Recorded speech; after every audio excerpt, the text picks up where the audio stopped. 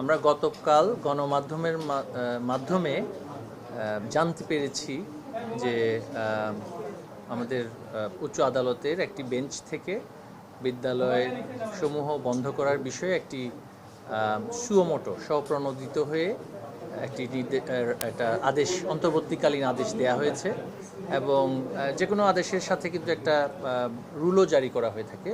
সেটা সরকারকে একটা কারণ দর্শানোর জন্য রুল জারি করা হয়েছে। সেই রুলের জবাব দেওয়ার জন্য আমাদের কাছে কোনো এখন পর্যন্ত সে আদেশের কোনো কপি দাপ্তরিকভাবে আমরা সেটা অবগত হইনি। যেহেতু এটা গণমাধ্যমে প্রাপ্ত সংবাদ, আসলে সেই আদেশে কি বলা হয়েছে সেটা কিন্তু এখন পর্যন্ত আমরা জানি না। যেহেতু এটা এখন পর্যন্ত আমরা এই বিষয়টি সম্পর্কে অবগত নই সুনির্দিষ্টভাবে, এবং সেখানে একজন আইনজীবীর বরাত দিয়ে গণমাধ্যমে আপনারাই বলেছেন যে একটা বৃহস্পতিবার পর্যন্ত বিদ্যালয় সমূহ বন্ধ করার জন্য একটা নির্দেশনা আছে, সেটা আমাদেরও সেই অতটুকুই জানা। তো এই বিষয়টি নিয়ে আমি আমাদের অ্যাটর্নি জেনারেল মহোদয়ের সাথেও আমি কিছুটা সংক্ষিপ্ত আলোচনা করেছি। এটি হচ্ছে অবস্থা। শোনা যাচ্ছে যেটা, যে গণমাধ্যমের বদৌলতে যে ইংরেজি মাধ্যম ও লেভেল এ লেভেল স্কুল খোলা থাকবে। তো ইংরেজি মাধ্যম ও লেভেল এ লেভেল স্কুল, সেখানে প্রভাবশালী বা ধনশালী ব্যক্তিরা, সমৃদ্ধশালী ব্যক্তিরা তাদের সন্তানদেরকে পড়াশোনা করতে পাঠান, তাদের স্কুলগুলো খোলা থাকবে।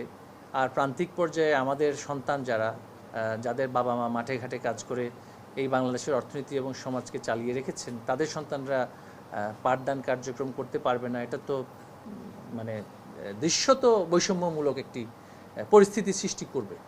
তো সেটাই হচ্ছে আসলে মানে দুঃখজনক এই জন্যই যে আমি প্রান্তিক জনগণের বিষয়টি আমরা আসলে মাথায় না রেখে শুধুমাত্র শহরাঞ্চলের মানুষের বিষয়টা মাথায় রেখে, শহরাঞ্চল বলতে ঢাকার রাজধানী কেন্দ্রিক একটা আমাদের আলোচনাটা আসছে সকল প্রতিষ্ঠান বন্ধ করে দেওয়া হোক। আমরা তো বলেছি যে রাজধানীতে যেহেতু কংক্রিট এবং মানে নগরায়নের কারণে তাপমাত্রা অনেক বেশি এবং সেটা অনেক বেশি কঠিন, সেখানে সহনশীলতার জায়গা থেকে সেখানে কিন্তু আমরা বন্ধ করার কথা বলেছি, এমন না যে আমরা সেখানে বন্ধ করার কথা বলিনি। তো এই অবস্থাতে আমরা বলতে চাই যে আমাদের অবশ্যই আদালতের সিদ্ধান্তের উপরে আমরা শ্রদ্ধাশীল, আমরা সর্বোচ্চ আদালতের সিদ্ধান্তের সাথে আমরা শ্রদ্ধাশীল।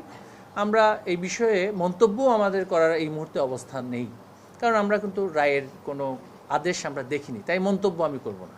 তো একটা কথাই বলছি যে আসলে নীরবতাটা হচ্ছে এক্ষেত্রে মানে সম্মানের লক্ষণ, সম্মতি নয়। আর নীতিগতভাবে আমরাও অনুরোধ করব সর্বসাধারণের প্রতি যে সমস্ত বিষয়ে আমরা এখন বেশ দেখছি যে একটা জনপ্রিয় একটা আলোচনা আসে, যে সামাজিক যোগাযোগ মাধ্যমেও আলোচনাটা আসছে বেশ। এবং আজকে আপনারা দেখেছেন যে একটি ইংরেজি পত্রিকায় ডেইলি স্টারে আমার একটা ছবি দিয়েছে যে আমি বসে আছি শীতাতপ নিয়ন্ত্রিত কক্ষে আর বাকিরা কষ্ট করে বিদ্যালয়ে যাচ্ছে।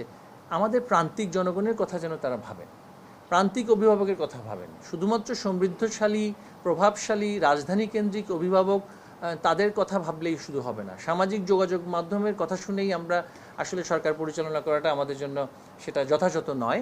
আর সেখানকার বাবা মারা কি বলছেন, তাদের তো একটা নির্দিষ্ট সময়ে তাদের সন্তানরা কিন্তু কৃষিকাজেও যুক্ত থাকে। তো সেক্ষেত্রে তারা তো সেটা থেকে বিচ্যুত হচ্ছেন যদি বিদ্যালয়ে যাওয়ার সুযোগ না পান। সিলেটে আমার সন্তানদের আজকে কী দোষ করেছে? আজকে সিলেটে কিন্তু এই মুহূর্তে বৃষ্টি হচ্ছে, সেখানে কেন তারা শিক্ষা কার্যক্রম থেকে বিরত থাকবেন? সব কিছু যদি রাজধানী কেন্দ্রিক হয়ে যায়, সব কিছু যদি প্রভাবশালীদের নেতৃত্বে হয়, তাহলে তো শিক্ষাটা সকলের জন্য সমান সুযোগ নিশ্চিত করাটা আমাদের পক্ষে সম্ভব হবে না। এখনও সময় আছে, আজকের দিন আছে, আগামীকালও আছে। এর মধ্যে আসলে নির্দেশনাটা কি, আদেশটি কি, সেটা দেখার একটা সুযোগ আমাদের হবে অবশ্যই।